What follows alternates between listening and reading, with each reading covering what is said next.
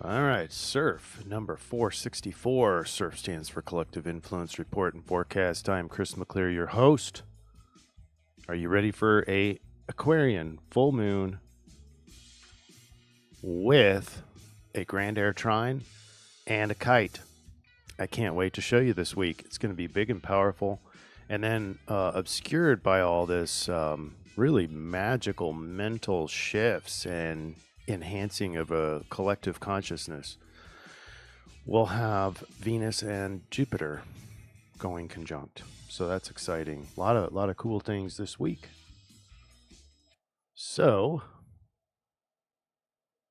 well, before we get started, how about a shout out to our 3 winners for this week's Best Comment Award?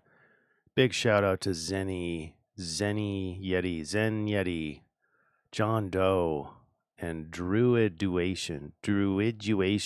What a interesting handle name. That's great.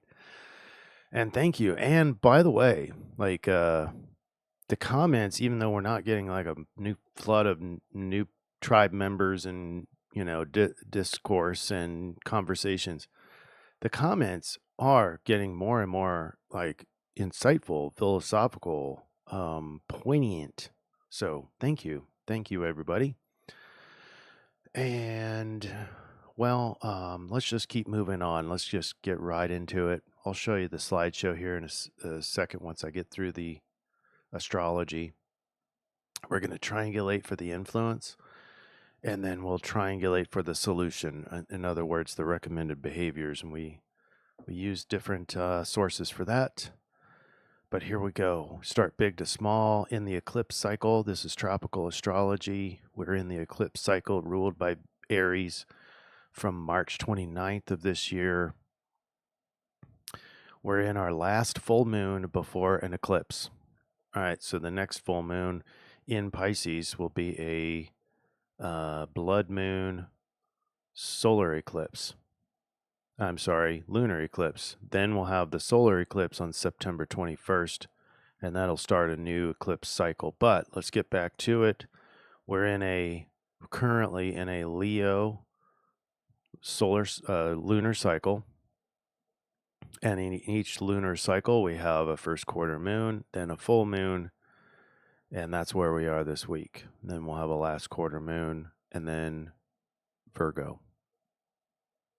So 2 Virgo new moons in a row. All right, now on this chart, I could have been telling you about this. I think this is important to see all these long stretches of colors.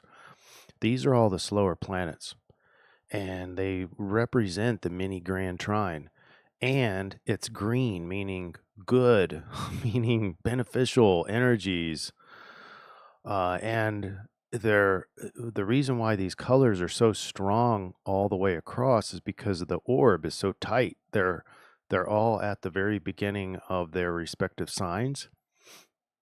And being slow planets, you can expect this to be going on for a very long time. The only red here is a conjunction. That's Saturn and Neptune. And those are together in Aries. That's the point of the mini grand trine.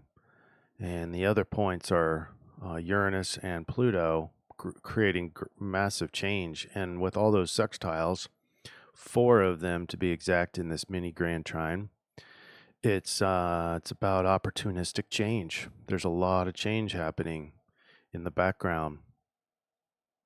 Then this week we have a grand air trine and a kite. And so all this comes into play.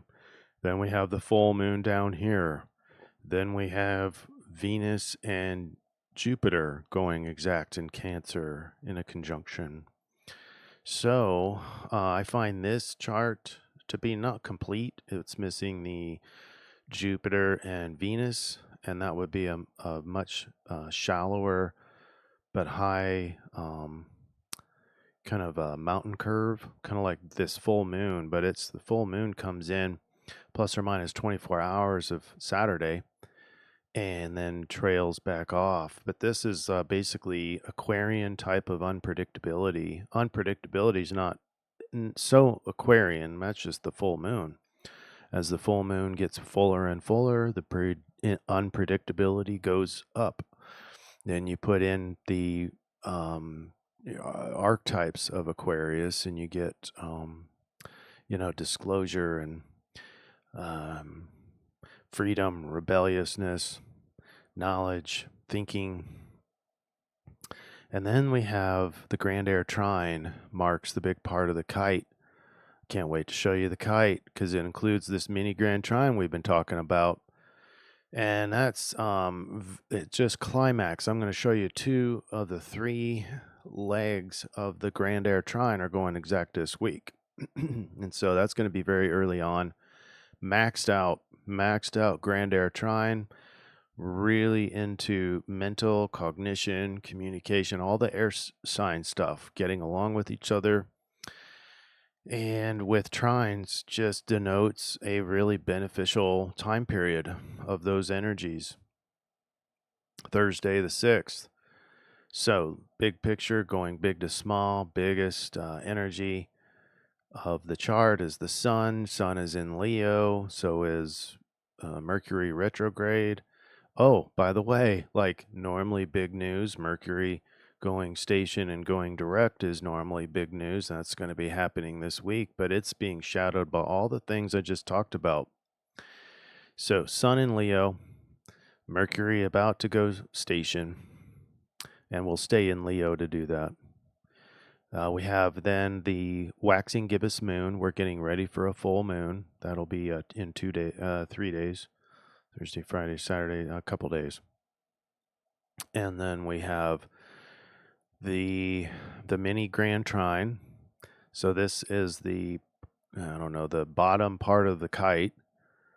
The top part of the kite's the Grand Air Trine. So that's Uranus in Gemini, Mars in Libra, and Pluto in Aquarius, right? And then the mini Grand Trine is attached to it. See, it sort of looks like a kite, right? See, every kite has an opposition.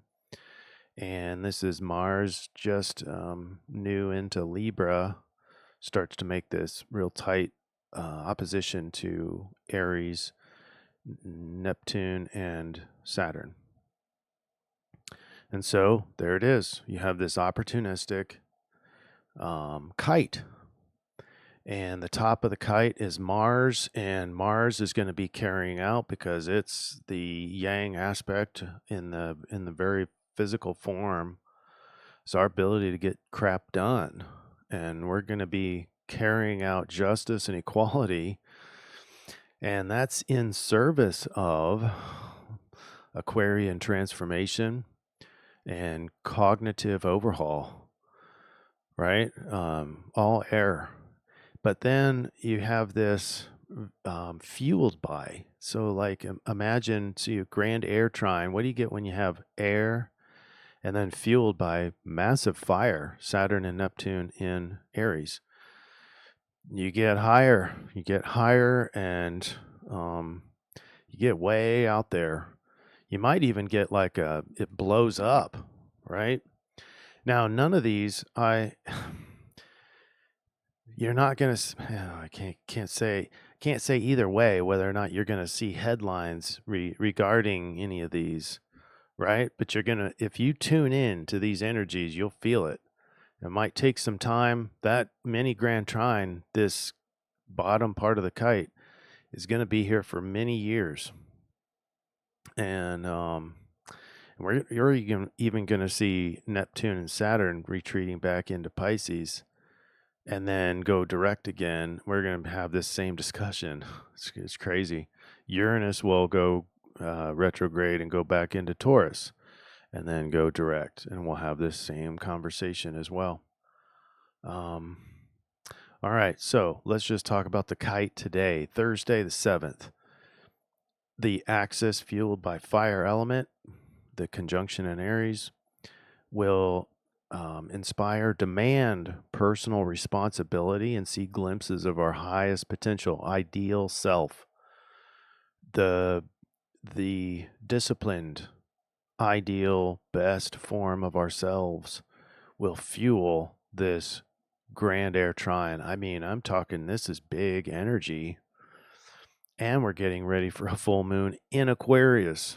So massive Aquarian, massive air type energy going higher, extraordinary potential for innovative action, progressive change, heightened awareness of interconnectedness and all things, increased potential for spiritual growth, enlightenment, increased potential for disclosure, bucking the system, just generally the status quo gets obliterated, right? Now, is that the outcome? I don't know. I doubt it. Seems like nothing ever happens, right? But if you tune in, you will feel this energy, and eventually the reality will be in compliance with this energy. So I can't say this week if you're going to see these headlines, but this is going to make a marked change in the landscape of the collective, I promise you. So imagine with this energy, this KITE energy, a visionary leader inspired by a global movement for positive change. Or at a more personal level, imagine a lightning bolt of divine inspiration igniting the spark of genius within. That's this energy. This is the KITE. And this is about, don't be afraid of it. It's about self. It's about a highest form of self. Don't guilt trip yourself. You're not wrong to think about yourself. Okay? And this is the energy.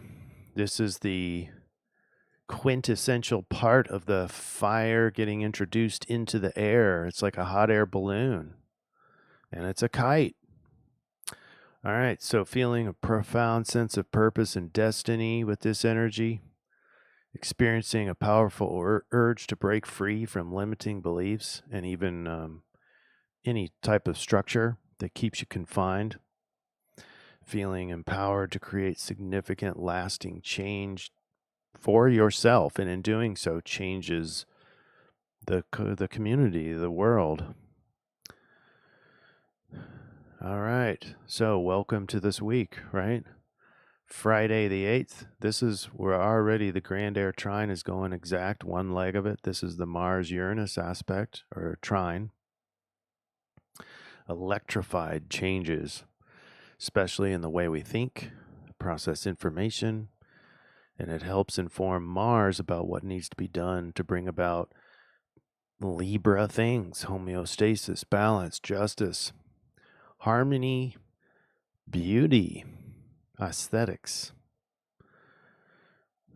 Now, here's what I haven't talked about. There's not just one kite. As indicated here, there's a second kite being formed from another fire sign. This is Leo, Mercury. Mercury will go station and direct here this week. And in doing so, bring about a second kite formation. Isn't that cool? Two kites, one grand air trine, and both kites have the endpoint as a fire. So two sources of fire into the grand air trine. Can't make this up. Big energy. And then we get the full moon in Aquarius. All right, check this out. Wish I could zoom in, but I can't because it'll screw up the format of this video. This full moon is at 17 degrees exactly. 17 degrees of Aquarius. Isn't that profound? Can't make that up. So, heightened awareness, heightened emotion into all things Aquarius, social issues, collective concerns, humanitarian pursuits, social progress, not regression, moving forward, not back, amplified desire to create meaningful change, to make a difference. And it's not guilt trippy like in some other signs. This is a fixed sign. So it's sure. It's confident about what it knows it wants to change. And it doesn't do so because it has to. It just does. There's a difference between this energy and, say, any of the water signs, right? You get a whole different flair of collective change. So imagine a group of people from all walks of life coming together in unity. And this is above and beyond all the psyops to keep us divided. It doesn't matter the psyops. The psyops are easily challenged, easily sidestepped, easily seen, easily transparent, easily called out. Also imagining that lightning bolt of inspiration, like picture I had before of the genius aspect. This energy synergizes. This energy is not part of our either kite. So it's this full moon, this axis at exactly 17 degrees, full moon being the biggest energy despite this very tight grand air trine and kite formation. The full moon is the major energy, but it's synergized with it. So going back to this chart now, you can see that these are probably additive because they're not the same thing, but they delineate very similarly. They're very synergistic. So I would take this red, curve if I had two lines, and like bring them up, right? Because they'll add to each other. Anyway, just think about that. It's going to be exponential, in my opinion, or at least 2 times, if not more.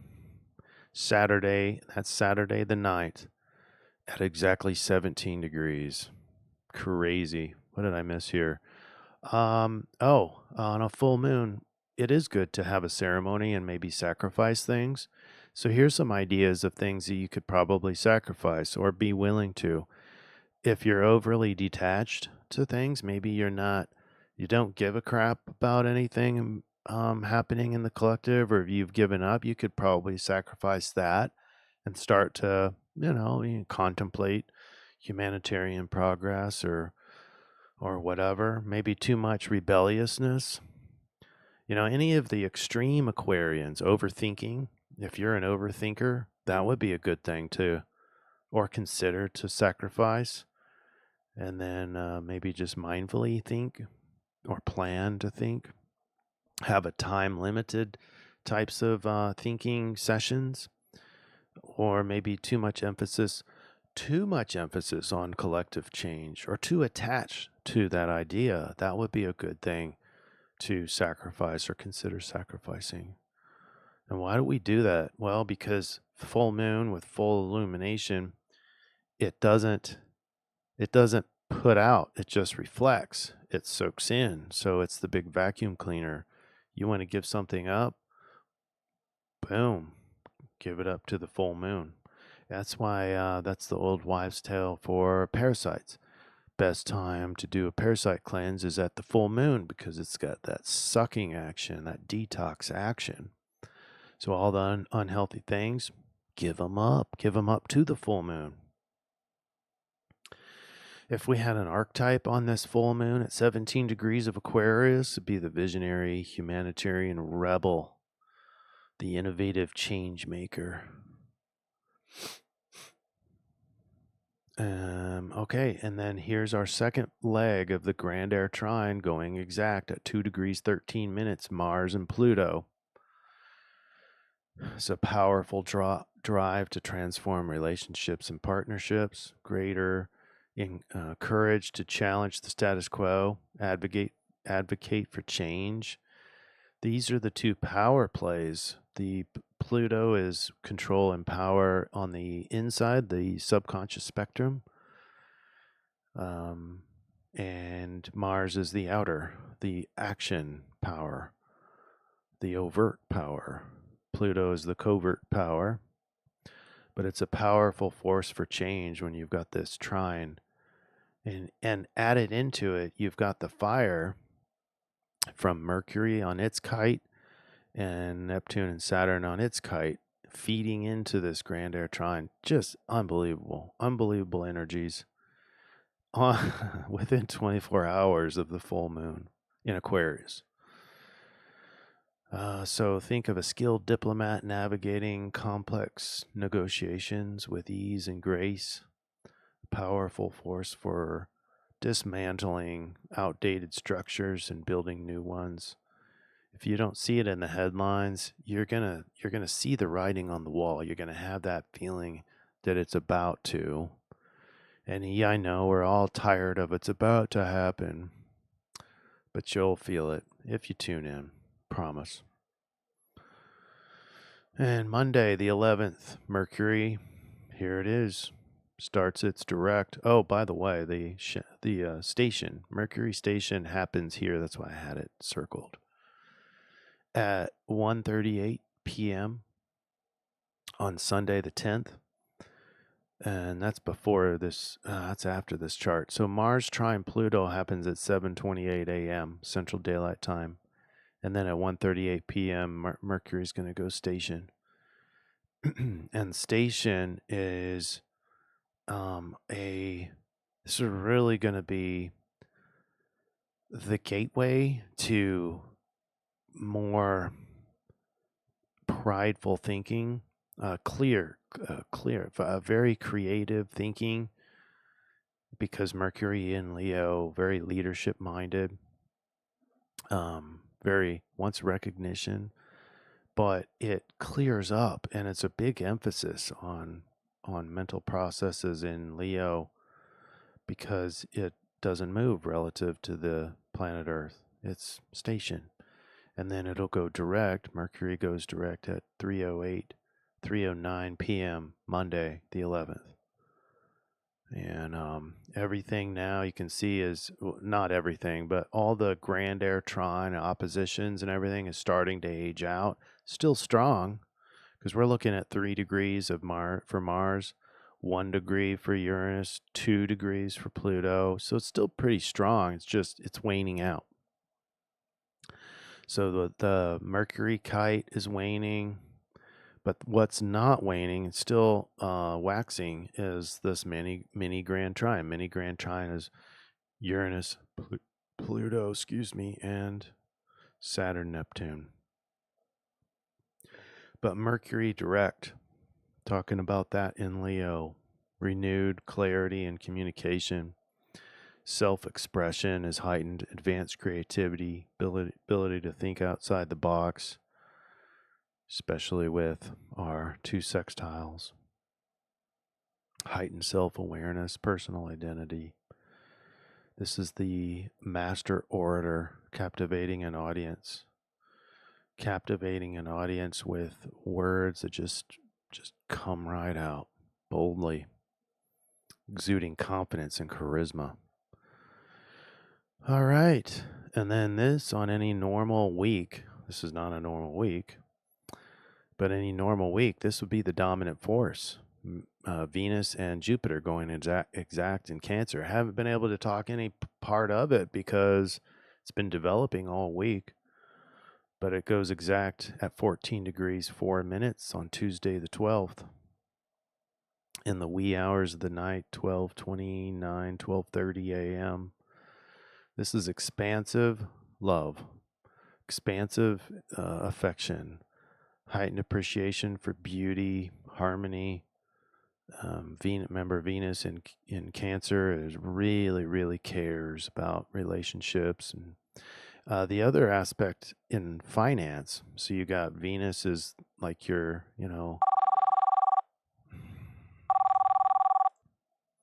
sorry for that glitch. So we're back in with finance aspects to Venus and Jupiter.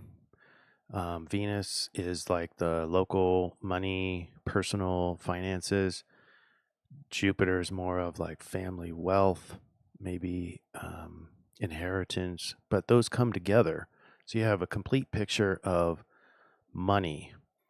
And with those together in Cancer, you really care about it, but you also feel vulnerable of it, not of it, but with it. So you have it, feeling complete, but now you want to protect it. Cancer is protection, but it feels soft, it feels vulnerable. So you're going to protect it at all costs. It's the archetypically, the Venus and Jupiter in Cancer is the benevolent fairy godmother.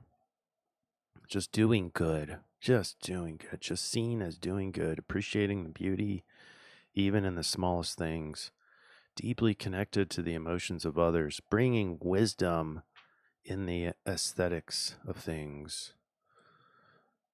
But it's not a real superficial aesthetics. It's going to be a paradoxical aesthetics of emotion and what's underneath the outer beauty.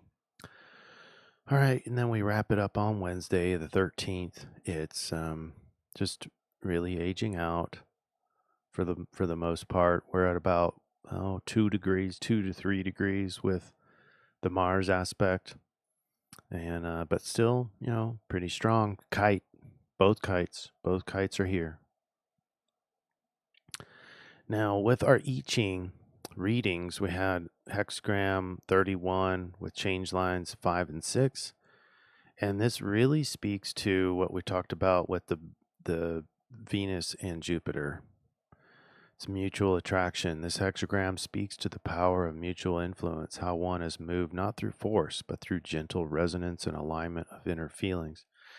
Changing line 5 signifies a refined and balanced attraction where sincerity and harmony guide relationships. Changing line 6, on the other hand, warns against excessive emotionality or overstepping boundaries. There is a sense of being on the threshold of transformation. Now that speaks to that grand air trine and kite, where personal feelings must align with the higher principles to create meaningful connections. And now that aspect is the Saturn, Neptune, and Aries part of the kite. This heightened awareness emphasizes the importance of cultivating inner clarity and expressing oneself in a way that is truthful and respectful of others. All right, let's sum it up, and then we can get to the solution. There we are. Let's look at just review real quick. We have the Sun in Leo, confident and proud, dramatic and passionate. Then the main sky events, we have the full moon in Aquarius, number 1. Number 2, grand air trine with a double kite. Holy crap. And on any given week, Venus conjunct Jupiter would be a really big alignment, but it's shadowed out by the grand air trine double kite. We also have Mercury station direct is probably one of the bigger headlines, but it too sort of shadowed out. We have the 2 overlapping mini grand trines, we have 2 kites, and we have a cardinal fire signature that's fueling the collective. And then we have a mutual attraction, but from an Aquarian view because of change lines 5 and 6.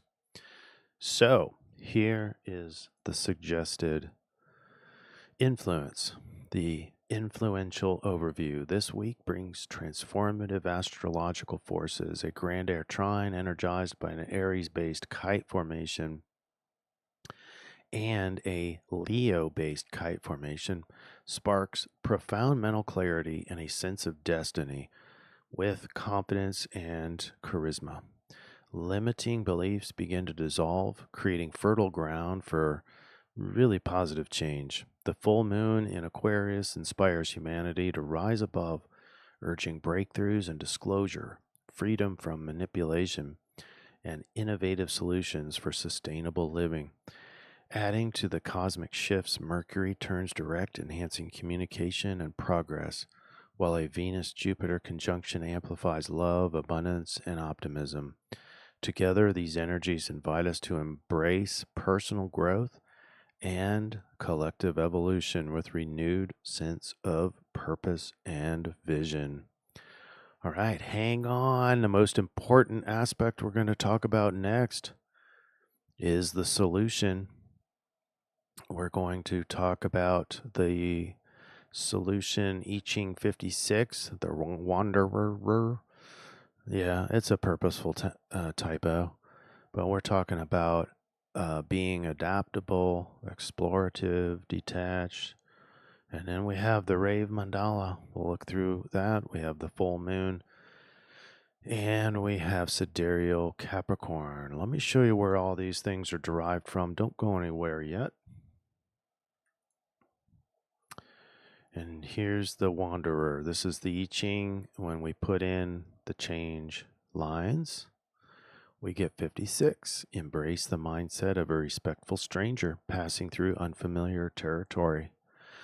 Travel light in all aspects. Carry only what you truly need, whether possessions, opinions, or emotional attachments.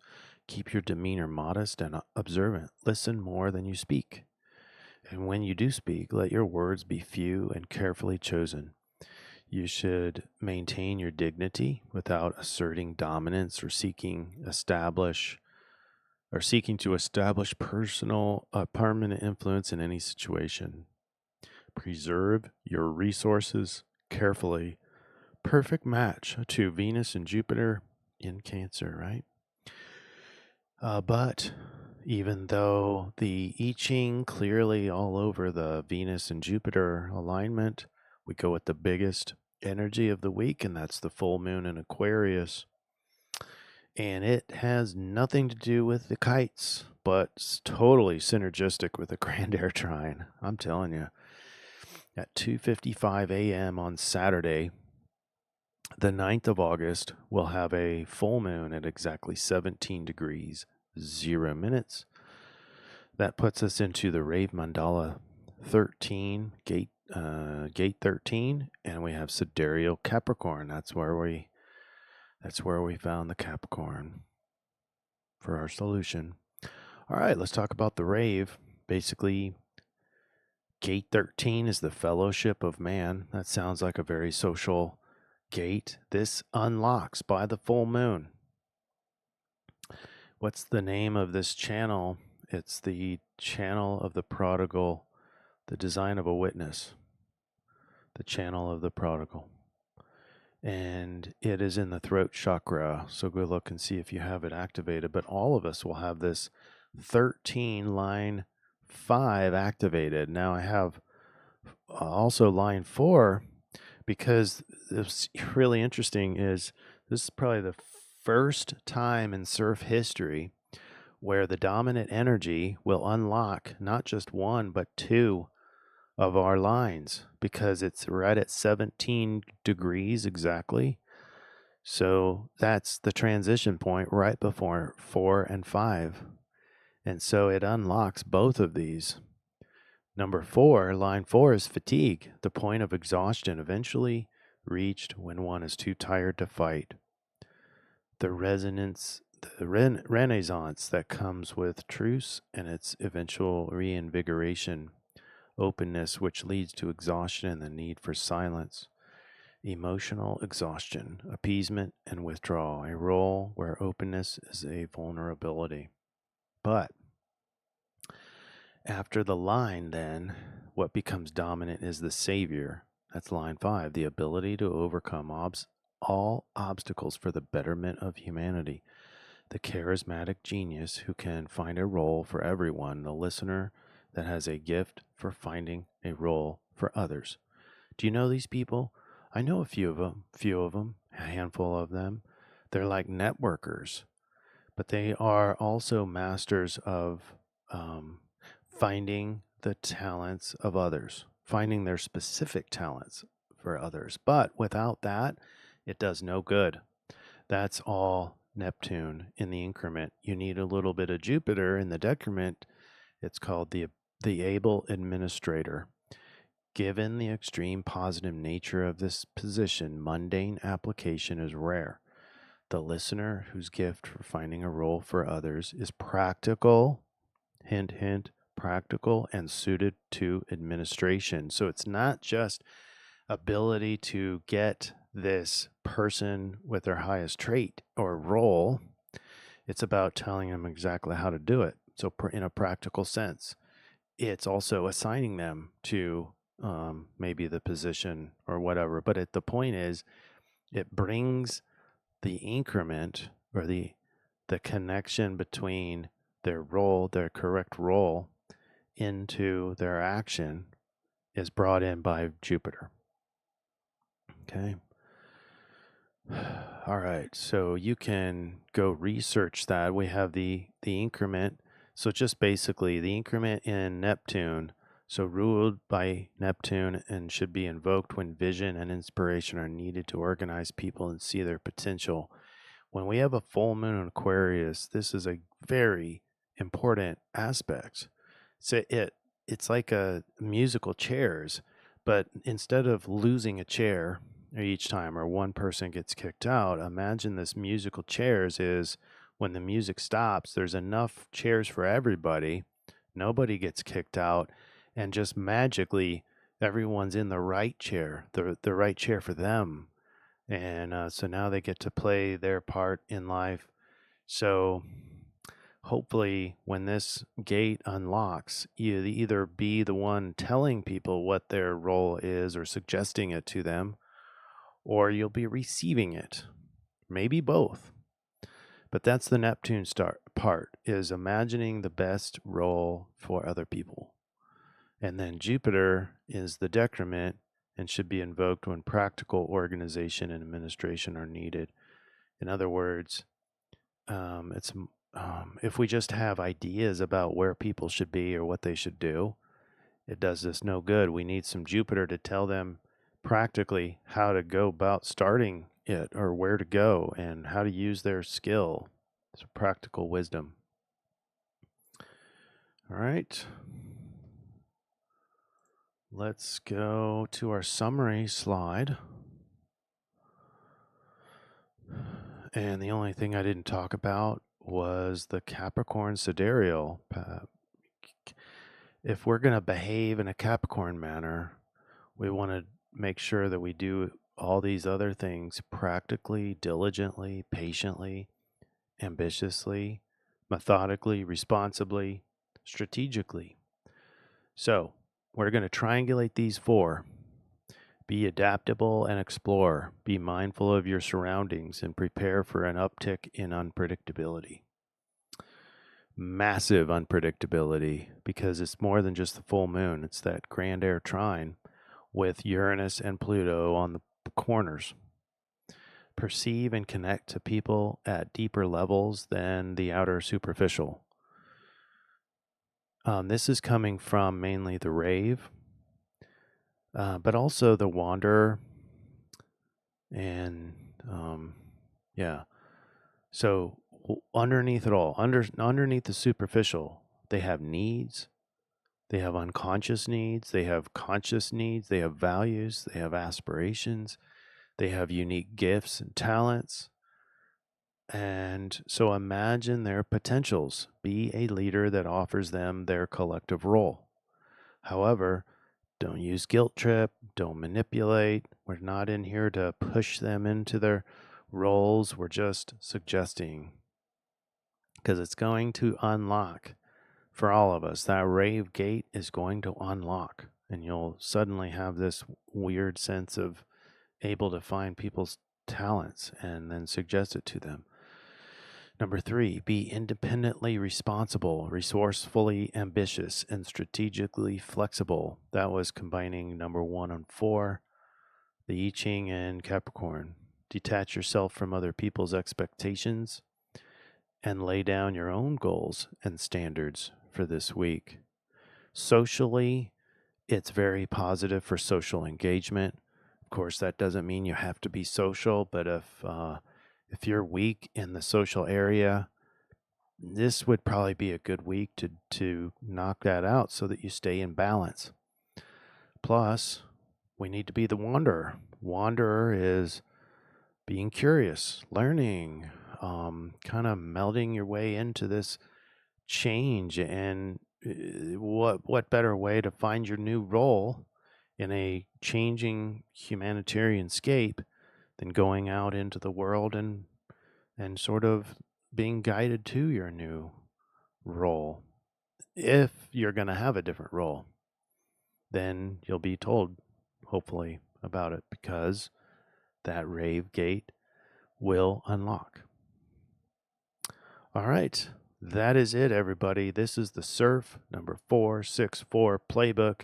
If you want this for free, go to Telegram. That link will be down in the show notes below.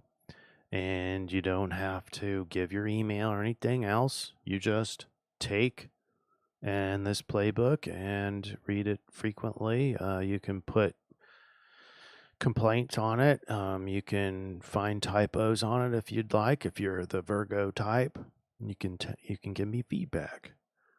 So there you have it. I appreciate everybody's comments and engagement. It helps the channel, and hopefully we can start seeing the channel growing again. But that's not why I'm here. I'm here just to do my service out of love and light. All right. You take care, everybody. We'll see you on Wednesday for another Collective Unconscious update. Cheers.